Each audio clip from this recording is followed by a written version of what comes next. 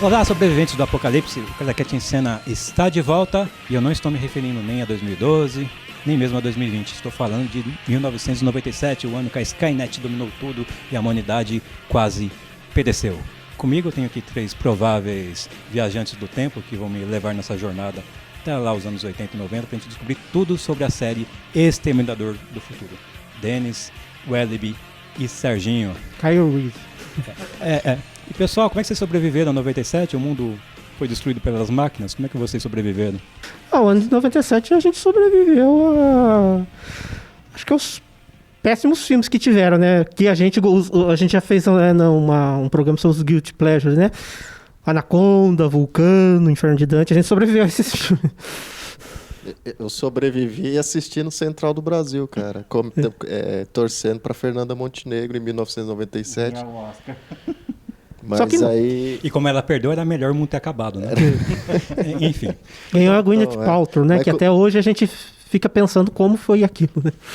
Quem ganhou foi A Vida Bela. A Vida é Bela também. Roberto Benigni. Ele mesmo, foi ele que tá ganhou, sumido também. Que acabou ganhando também. Mas como diz o Ratinho, como é que a gente pode... Os americanos vão gostar de um filme que o moleque passa o filme inteiro procurando o pai e chega no final ele não acha o pai. Um negócio mostra o final mais infeliz de todos os tempos. Desculpa o spoiler aí, galera. E na série Exterminador do Futuro, o Exterminador vem para procurar uma certa mãe, né? Uhum. Que lembranças vocês têm na infância? Né? O Exterminador do Futuro não é exatamente um filme para criança, mas eu acho que todo mundo aqui, o primeiro e o segundo filme, assistiu na infância.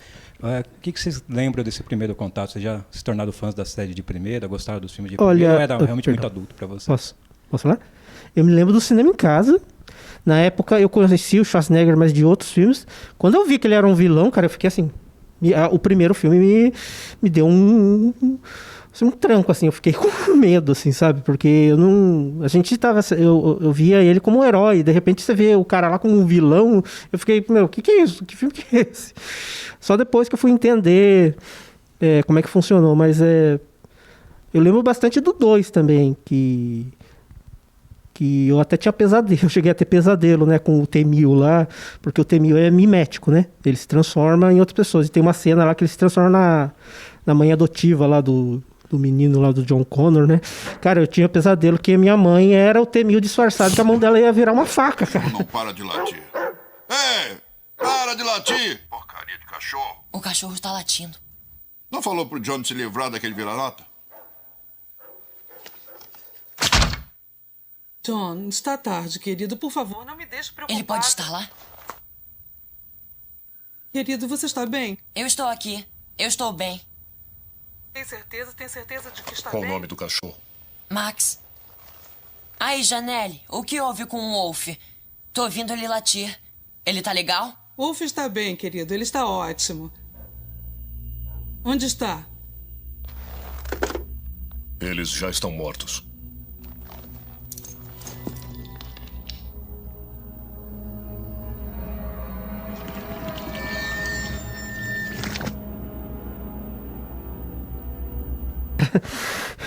Eu já cheguei a ter pesadelo com ele, cara. A sorte é que você, então, não é muito importante pro futuro da humanidade, Serginho. Desculpa. Então, por isso nenhum exterminador veio matar a tua família. Não.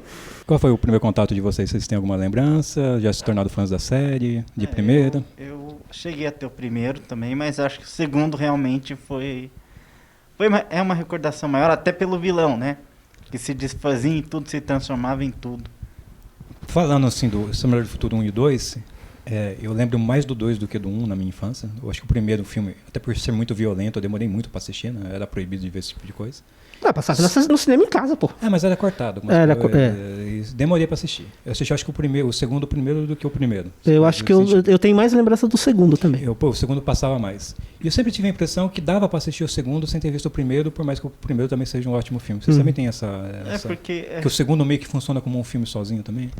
Ele é solo, praticamente, né? Ele começa a situação, na verdade, se for pensar. Ele não tem uma ligação direta com o primeiro.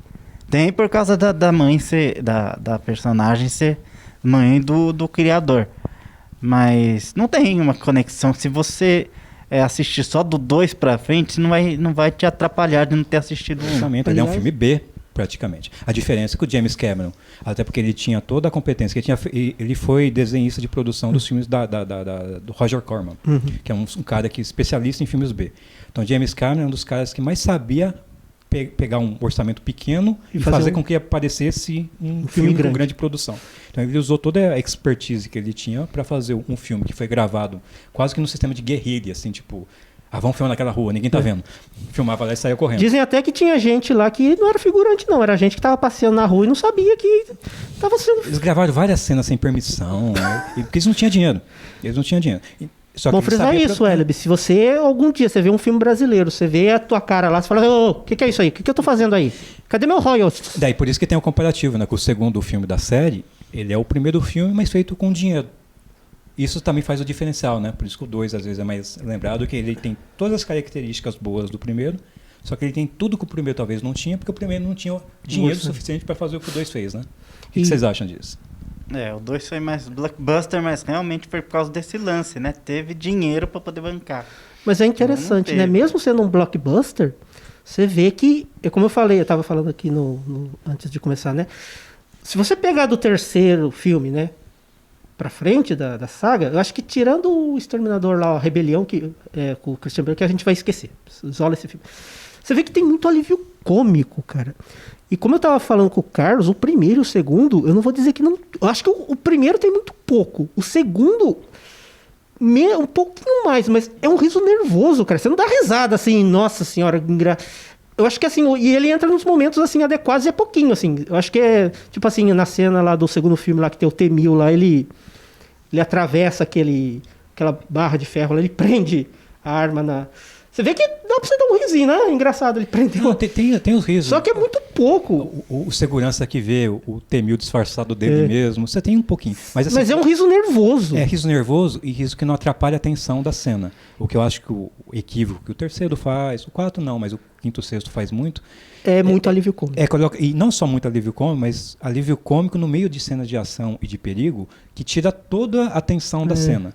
Tipo, se você tá numa cena que o personagem tá pra morrer e você começa a fazer piadinha, toda a tensão da cena desaparece. Você passa a não ligar, ou exatamente porque estão fazendo piada, você tem a certeza que nada vai acontecer de muito pesado, de dramático demais, porque estão fazendo piada. Mas também tem uma questão de dinheiro, assim. Hoje os filmes são mais caros. Sim. E isso, na cabeça do produtor de Hollywood, significa que os filmes têm que funcionar por tal dos 4 quadrantes. Tem que funcionar para criança, para jovem, para adulto, para velho, para todo mundo. Para mulher, para homem. Quem que ia no cinema assistir Exterminador do Futuro 2? Sim, era adulto. Só que o adulto, às vezes, levava a criança. Então a gente acabava assistindo. Criança assistindo home video. A gente acabava assistindo com os pais, mas os filmes eram feitos para os pais. As crianças entravam com os pais, levavam as crianças juntos, ou alugava a fita e via com as crianças. Foi assim que a gente assistiu Robocop, porque o Robocop não foi feito para criança. Nem um pouco. Caça-Fantasma não foi feito para criança. Rambo não foi feito para criança. Tudo isso a gente assistiu criança e virou desenho animado e vendeu bonequinho depois.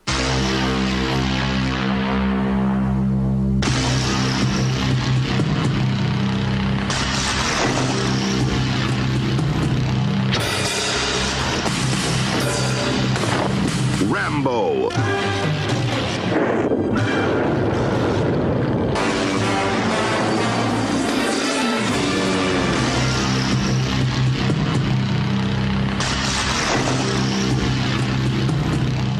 Tudo isso a gente assistiu criança e virou desenho animado e vendeu bonequinho depois. Não. Então, isso que mudou. Hoje não, até porque os filmes são muito caros, você tem na cabeça hollywoodiana, não, você tem que ter um filme que realmente é feito para todo mundo. É feito para o pai, mas também é feito para criança, é feito para adolescente, é feito para o idoso, é feito para todo mundo. Isso faz com que o filme fique desequilibrado. Você tem momentos no filme que são sombrios, mas tem momentos que são coisas de criança no filme. No mesmo filme são tipo assim, é como falava, né? A gente é da época que o mertiolate ardia. Mertiolate ardia, né? Eu sou também. Porque, hoje parece que é um tapa e um assopro, né? O cinema, né? Ele dá um tapa, só que depois ele passa uma pomadinha na sua mão pra te aliviar. Não, calma. Não, calma. É que quando envolve criança, existe esse artifício de roteiro que é o seguinte, que é muito famoso no Rei Leão. A cena posterior à morte do pai do Simba é o Timão e Pumba fazendo palhaçada e cantando música divertida. Que daí você sai de uma cena traumática e você já faz a piada para quebrar todo o trauma que vai estar na cabeça da criança. Você vê que no Exterminador não tinha isso, nem no 1 nem no 2. Então, isso de você ter a piada, o momento infantil vindo seguido do momento adulto, exatamente porque o filme está querendo pegar todo mundo. Eu coloco cenas lá que são mais impactantes, porque eu também quero contentar o adulto que está no cinema, mas imediatamente eu já jogo a palhaçada de criança para contentar a criancinha que está assistindo. That's a smile.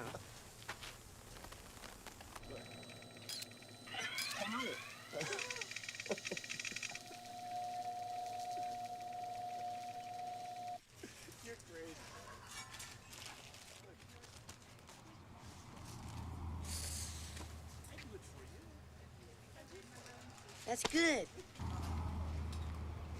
E só que eu acho que o único filme que consegue realmente agradar todo mundo é o segundo filme. Tem alguma dúvida que o segundo filme é o melhor da série ou vocês acham que é outro filme? Não, pra mim é o segundo mesmo. Sem dúvida. Eu também acho, para mim, você estava falando que é o que vem com dinheiro, né? E foi o que... Isso é sinônimo de publicidade, de toda uma mídia em torno dele, de distribuição, que o primeiro não teve. Né? O primeiro até uma bela obra, mas ele, por ser sérias restrições orçamentárias, não consegue ter a penetração que o 2 teve, né? Na penetração nas salas de cinema e tal. Aliás, uma coisa interessante, né? Que nas continuações sempre tem o famoso mais e maior. Mais e maior, né? A continuação de sucesso aumenta tudo. O Exterminador do Futuro 2, ele é mais, maior e melhor até. Mas aí talvez não seja o diferencial, por isso que a série caiu muito depois do segundo filme. Não tem mais o James Cameron. O James Cameron, na direção, é o cara que fazia a diferença. Eu ouvi dizer que ele, como parte do divórcio, ele vendeu para a esposa, ele deu para a esposa, né? Ele perdeu os direitos, depois os direitos correu. Aliás, primeiro para o filme ser feito, ele teve que, entre aspas, se vender, fazer vários filmes que ele não queria. Ele escreveu o roteiro do Rambo 2, gente, para o estúdio aceitar fazer o... Que o Stallone mutilou. Então, assim, ele teve que fazer várias coisas que ele não queria fazer para ter dinheiro e ser um produtor independente e fazer o Exterminador do Futuro. Então, ele já teve que... Depois acabou perdendo os direitos, deu uma confusão. Até hoje, os direitos são bem confusos, passou por várias mãos, por isso que tem vários filmes, vários recomeços, porque cada produtor meio que reiniciou a série, daí mudava, ia para outro produtor e reiniciava a série. Mas daí eu acho que o James Cameron, sobretudo na direção, que no último, agora no sexto, ele voltou como produtor, os direitos voltaram para ele. Mas não tem ele na direção, eu acho que isso faz falta, viu? Porque eu não sei se essa série nunca, acho que foi bem aproveitada em termos de cinema na mão de outro diretor, né? Só James Cameron. Acho que tem a ver também, o Serginho e Carlos, porque ele é um cara de novas tecnologias, né? De desenvolvimento de novas tecnologias para filmar, como faz até os avatares que ele vai fazer aí. E quando ele teve a faca e o queijo na mão, ele cortou o pedaço do tamanho que ele queria, né? E fez o filme lá, e com direito até a trilha sonora, que, enfim, a principal banda da década daquele momento lá, inserida no filme. Foi um casamento bacana que pegou a juventude. Se no primeiro era para adulto, no segundo tinha um garoto como personagem na história, né? Tipo, sendo tutelado pelo próprio Schwarzenegger, né? Quer dizer, a capacidade de agrupar elementos assim, positivos para a obra, só o James Cameron que foi... Você citou o queijo, né? Ele cortou o queijo, mas o queijo já feito em computação gráfica. Né? Ele que foi uma das pessoas que revolucionou o campo dos efeitos visuais. O quanto que isso também foi importante para o sucesso da série? Perdão, mas tinha muito efeito prático, Carlos. Tinha muito efeito prático, tinha maquete, tinha helicóptero de miniatura, sei lá. Os esqueletos do Stan Winston, né, que criava os esqueletos. Né? Não é só porque é feito digital, é porque a pessoa se perde um pouco no digital e parece que as leis da física deixam de existir.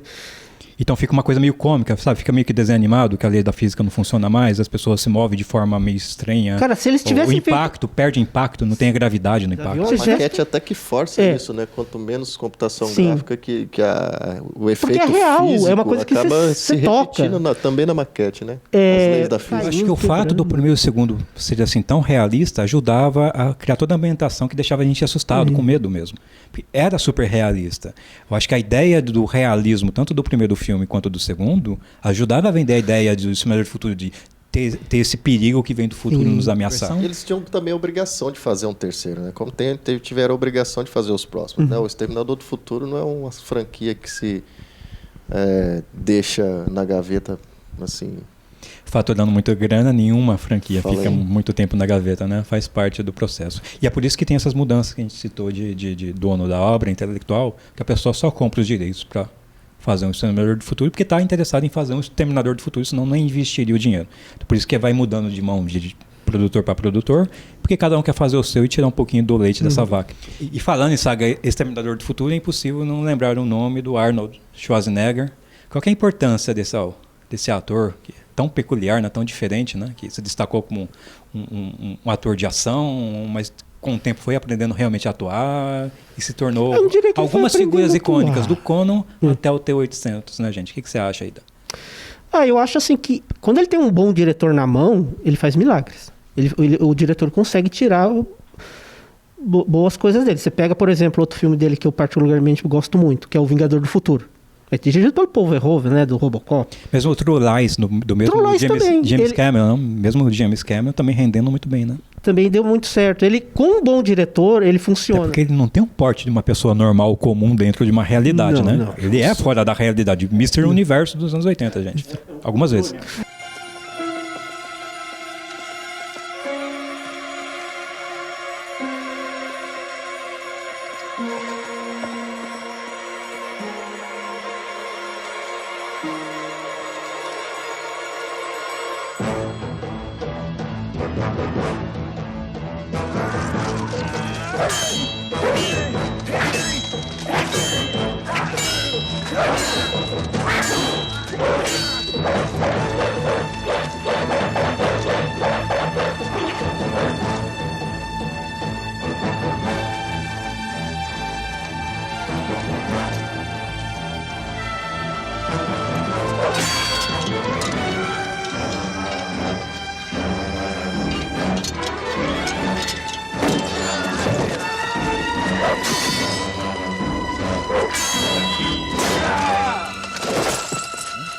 O sorriso dele também é muito feio, né? Ele não pode fazer papel que não seja de cara fechada. Ele é tão irreal nos anos 80, quando ele fez o Hércules, ele teve que perder massa pra ficar convincente como o Conan. Não ganhar massa. Perder massa, que ele tava demais. Não ia casar, pô. Ele não queria, ele tava ele parece que ele não queria fazer o Exterminador porque ele ia ser o vilão, né? Sim. Ele queria ser o herói, só que aí o James Cameron conversou com ele e falou, não. Aliás, o trailer a gente tá nessa era de spoiler, o trailer do segundo filme já deixava bem nítido que o Schwarzenegger tinha mudado de time, né? Uhum. No primeiro filme era do time dos malvados, estava no time dos mocinhos. E o trailer entregava isso de cara, né? Era um outro período também, né? Era O outro filme período. poderia brincar com isso, tipo, já deixar bem nítido de início. Ó, dessa vez ele é do bem. Agora o Exterminador do Futuro Gênesis entrega direto que o John Connor é o vilão do filme. E olha, falar a verdade pra você, cara. Mesmo se não fosse o vilão, mesmo se não tivesse esse spoiler, cara, eu ia olhar pra aquilo e ia falar, sério mesmo, John Connor é o vilão? Vocês fizeram isso? Tá. Beleza. Eu não vou contar que é muito spoiler, mas eu não sei qual dos dois filmes usa pior o John Connor. Se é esse filme ou o sexto, não, o Destino Sombrio. Os dois, eu acho que eles ou não usam ou destroem o personagem pra mim, sendo que é um dos personagens principais da série. Não é questão de... O que vocês acham do uso do futuro do John Connor? Que já a partir do quarto ficou meio... no terceiro mesmo ele tem protagonismo. A partir do quarto ele vai perdendo protagonismo. Já não participa mais da história. E vai ficando de lado, sendo mal aproveitado. O que vocês acham disso? Então, pra mim, o O'Connor, né, o John Connor, ele teve uma importância muito grande no segundo filme. Mesmo ele sendo uma criança, adolescente, eu acho que ele teve mais importância no segundo filme do que nos outros. Justamente pela interação com o T-800, que foi o personagem do Arnold Schwarzenegger. Porque nos outros filmes, pelo menos que eu me lembro, a interação não foi tão grande, tão precisa quanto foi no segundo filme. Não. Precisa ouvir como as pessoas falam. Não diga afirmativo ou coisa desse tipo. Diga no problema. E se alguém se engraçar com você, você diz que se dane. E se quiser se livrar de alguém, diga hasta la vista, baby. Hasta la vista, baby. Ou mais tarde, idiota. Se alguém tá nervoso, você diz fica frio. Ou pode fazer combinações. Fica frio, idiota. É isso aí, você está aprendendo. No problema. E falando de perigos, de futuros e tudo mais, vamos trazer um pouquinho para a realidade. Vocês temem que um dia as máquinas vão se revoltar mesmo e dominar tudo? Ou é muita ficção? Porque uma das justificativas que o James Cameron, voltando como produtor e retomando os direitos da série, em continuar com a série, é que ele diz que hoje a série está mais... Ela é mais importante hoje do que era nos anos 80, porque hoje o tema, robótica, consciência artificial, hoje é uma coisa mais importante da gente discutir, porque o perigo hoje é mais real do que era na imaginação dos anos 80, dos anos 90. Olha, eu acho que a gente já tá escravo das máquinas há muito tempo. Cara, eu falo pra vocês, ó. Dá uma pane no sistema bancário lá e apaga os registros de cartão de crédito. Você vai ter um pedaço de plástico na sua mão que não vai servir pra nada. Você vai ter que correr pro banco, procurar papelada pra provar que você pode mexer no... Então, assim, a gente já tá escravo da máquina. De todas as formas já. Tá Gente que não sai do celular. Só que não é aquela coisa assim, a máquina já controlando assim, totalmente, que nem no Exterminador. Mas assim, inconscientemente, assim, a gente já está sob controle. Tanto é que, por exemplo, se acabar a luz, o pessoal fica desesperado. Você fica sem nada, você não sabe o que fazer. Eu, pelo menos, acho isso. Todo mundo está preso na eletrônica, né, de alguma maneira, né? A gente não consegue fazer muito. Eu acho que o fenômeno, para mim, no meu ângulo de visão, sobre a revolução das máquinas, acho que tem mais a ver com o nosso medo disso acontecer, e por isso que está acontecendo, né? A gente mentaliza tanto isso que isso vai acabar fatalmente acontecendo. Quem por procura força acha. Exatamente, quem procura acha.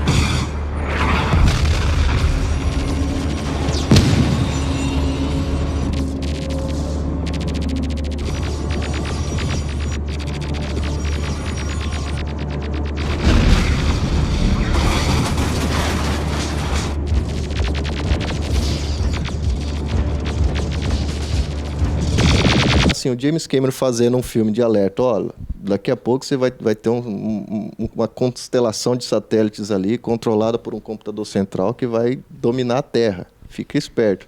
Aí todo mundo ficou, mas como assim? Como assim? Aí o Zuckerberg da vida começaram a desenvolver programação para que isso fosse, de fato, mesmo que, né, não exatamente com a intenção satânica, maligna do mal, assim, para isso, mas tecnicamente possível.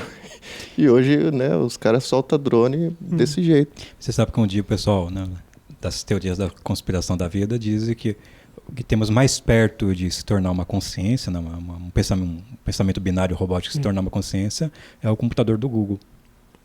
Que ele tentou, e que ele já tem na mão todo o conhecimento, não tá tudo lá, né, vai só falta o chip do mal dentro dele, né, o software. Não vai ser a Skynet, vai ser o Google. Junta a Skynet, que no caso aqui é o Google, mais o RAI do 2000, da Odisseia no Espaço, pronto, acabou. Junta os dois RAL ali. Há quem diga que as próximas guerras não serão invasão de território, como a gente está acostumado a ver, assim, sei lá, até os começos do ano 2000, a invasão do Iraque, assim, tropas e os caras cruzando fronteira. Hoje você consegue dominar um determinado país se você dominar a comunicação deles, a transferência de dados deles. Você não precisa chegar lá, você consegue estabelecer coisas para eles através da tecnologia das máquinas, né? A guerra de dados, de quem tem mais dados sobre as pessoas, eu acho que é o conflito mundial moderno. Esse é a verdadeira Skynet, né? Você briga. E aí tem que ter um dados, servidor, né? Para tudo isso, né? Para guardar todas essas informações. Aí você dá o nome que você quiser, Skynet, NetSky. com essa nota. Nuvem. Essa nota super divertida, super positiva, que a gente está precisando mesmo de coisas positivas para o futuro, né? Estamos encerrando hoje. Muito obrigado, Denis. Obrigado, Elibe. Obrigado, Nada. Serginho. E obrigado você por estar nos acompanhando, apesar de tudo. Até a próxima, pessoal.